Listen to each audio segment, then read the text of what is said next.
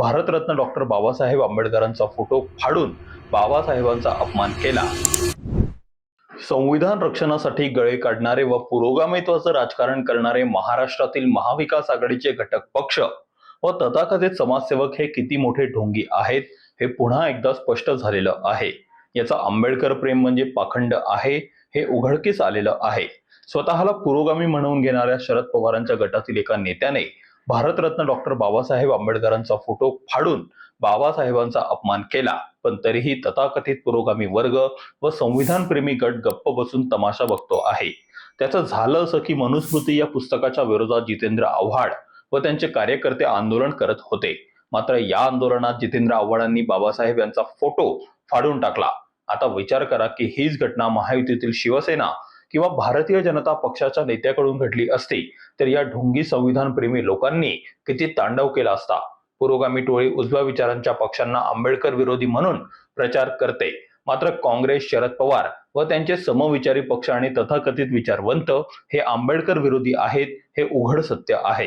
काँग्रेस पक्षाचा विचार करायचा झाल्यास या पक्षाने बाबासाहेब आंबेडकरांवर सर्वात जास्त अन्याय केला आहे।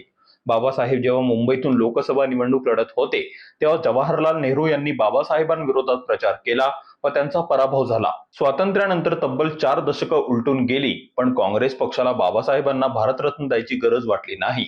या उलट जवाहरलाल नेहरू व इंदिरा गांधी यांनी स्वतःलाच भारतरत्न देऊन स्वतःचा सन्मान करून घेतला।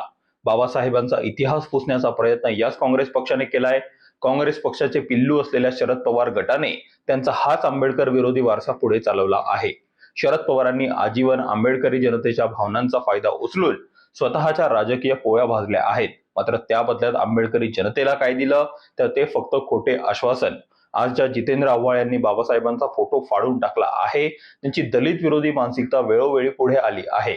या आधी सुद्धा आव्हाडांनी आंबेडकरी जनतेचा मानबिंदू असलेला निळा झेंडा फेकला होता। आंबेडकरी जनतेसाठी मानाचे प्रतीक असलेल्या प्रत्येक गोष्टीचा अपमान जितेंद्र आव्हाड व त्यांचे सहकारी करत आलेले आहे। त्यामुळे आंबेडकरी जनतेच्या मनात जितेंद्र आव्हाड व महाविकास आघाडी विरोधात संतापाचे वातावरण आहे। तुम्हाला याबद्दल काय वाटतं? या कृत्यासाठी जितेंद्र आव्हाड यांच्या विरोधात काय कारवाई करायला हवी हे आम्हाला कमेंटमध्ये नक्की सांगा। ही माहिती तुम्हाला आवडली असेल तर व्हिडिओला लाईक करा व आमच्या चॅनलला सबस्क्राईब करायला विसरू नका।